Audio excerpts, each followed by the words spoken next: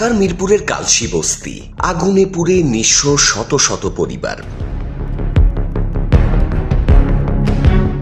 কিন্তু সেই মানবিক বিপর্যয়ের মাঝেও শুরু হয় আরেক প্রতিযোগিতা, কে নেবেন কৃতিত্ব।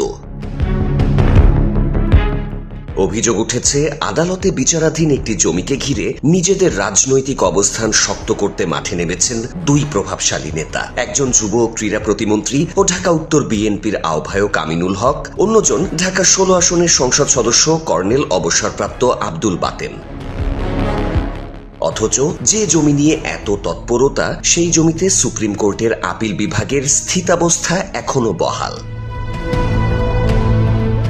চতুর্দশ জাতীয় সংসদ নির্বাচনে ঢাকা ১৬ আসনে মুখোমুখি হয়েছিলেন দুই নেতা আমিনুল হক ও আব্দুল বাতেন।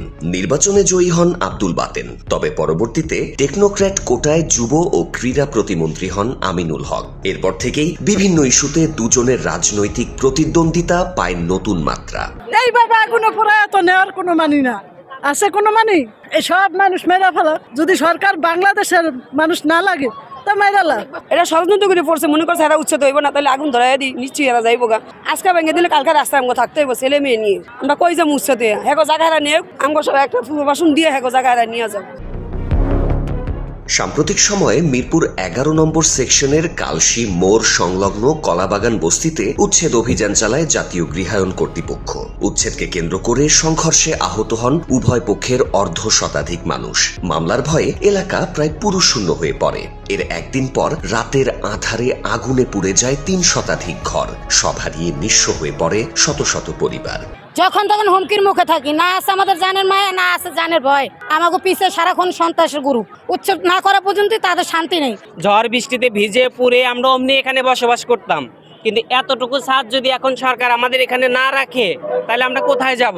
কারণ এরা দিন মজুরি কাজ করে খায়, বা আমরা মানুষের কাছ থেকে চা চিনতে খাই। আমরা কিন্তু একটা ফ্ল্যাট ভাড়া নিয়ে থাকতে পারবো না। আমাদের একটা পুনর্বাসন করে দেওয়া হোক, বস্তিবাসী সেখানে সবাই নিরাপদে থাকুক, এটাই চাই আমরা। এতটুকুই দাবি সরকারের কাছে।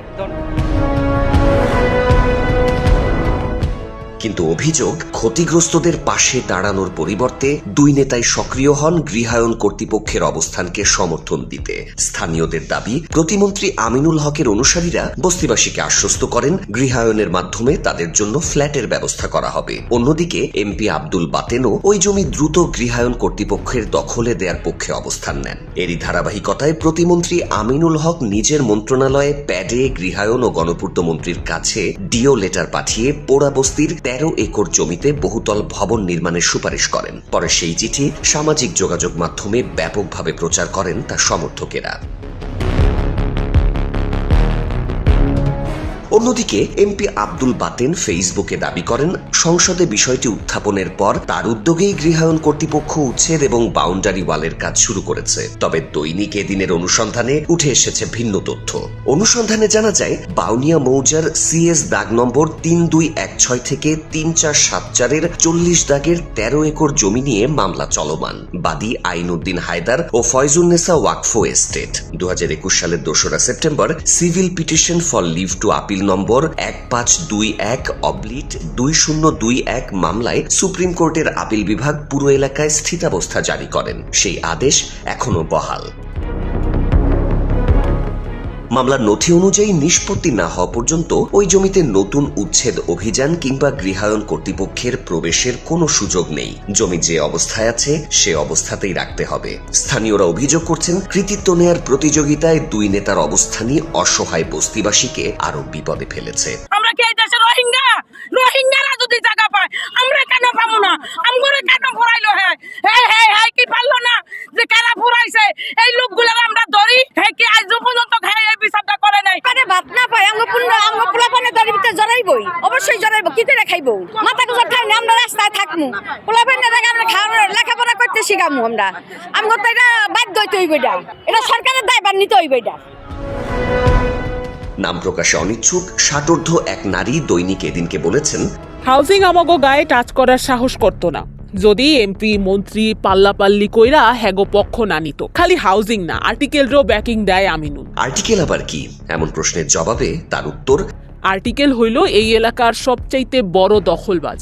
হাউজিং এর দিয়া জায়গা খালি করাইয়া তারা এখন বাউন্ডারি ওয়াল করতেছে। দেখেন না, ওই যে ইট বালি ভেকু আনছে, এই ইটবালি তো গৃহায়ন কর্তৃপক্ষের আনা এমপির ফেসবুকে তো সেই রকমই দেখা গেছে। এমন প্রশ্নে আগ বাড়িয়ে উত্তর দিলেন আরেকজন মাঝবয়সী পুরুষ। বললেন, আরে এমপির কাছে কি এসব খবর আছে? উনি তো ফেসবুকে লেখাই খালাস। হ্যারে জিগায়ন তো নতুন ওই টিনের ঘরটা কে তুলছে? নাম জানতে চাইলে বললেন, ভাই আগুনে পুইরা সব হারাইছি, তখন আপনারা কি চান জান্ডাও হারাই?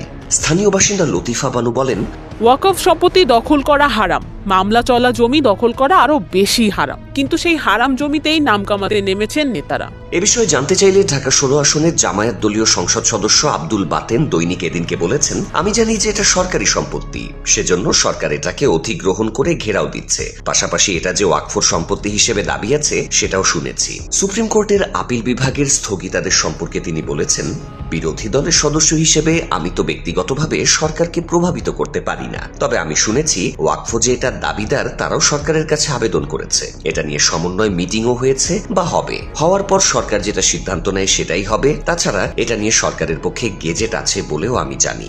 তিনি বলেন, এখানে তো এরকম আরো অনেক সম্পত্তি আছে যেগুলো বাইরে বেচা কেনা হচ্ছে। এর আগেও এই জায়গায় একটা ডেভেলপার কোম্পানি টিনের ঘেরাও দিয়েছিল, আরো একটা ডেভেলপার কোম্পানির ঘেরাও এখানে আছে। সবকিছু মিলিয়ে একজন ব্যক্তি হিসেবে এর বেশি কিছু বলা মুশকিল। এ ব্যাপারে জানতে যুব ও ক্রীড়া প্রতিমন্ত্রী ঢাকা উত্তর বিএনপির আহ্বায়ক আমিনুল হকের মুঠোফোনে একাধিকবার কল করা হলেও তিনি রিসিভ করেননি। এ বিষয়ে ওয়াকফ প্রশাসক সাফিজউদ্দিন আহমেদ বলেছেন, আদালতের আদেশ উপেক্ষা করে কেউ জমির দখল নিতে চাইলে তার জবাব আদালতেই দিতে হবে। জাতীয় গৃহায়ন কর্তৃপক্ষের চেয়ারম্যান মোসাম্মদ ফেরদৌসী বেগম বলেছেন, আপিল বিভাগের আদেশ সম্পর্কে তার জানা নেই। আইনি বিষয়ে তিনি আইন শাখার সাথে যোগাযোগের পরামর্শ দিয়েছেন। একদিকে আদালতের স্থিতাবস্থা, অন্যদিকে রাজনৈতিক কৃতিত্বের লড়াই। প্রশ্ন উঠেছে, আইনি নিষ্পত্তির আগেই কেন এমন তৎপরতা? আর সেই প্রতিযোগিতার সবচেয়ে বড় মূল্য কি দিচ্ছে আগুনে সর্বস্ব হারানো সাধারণ মানুষ?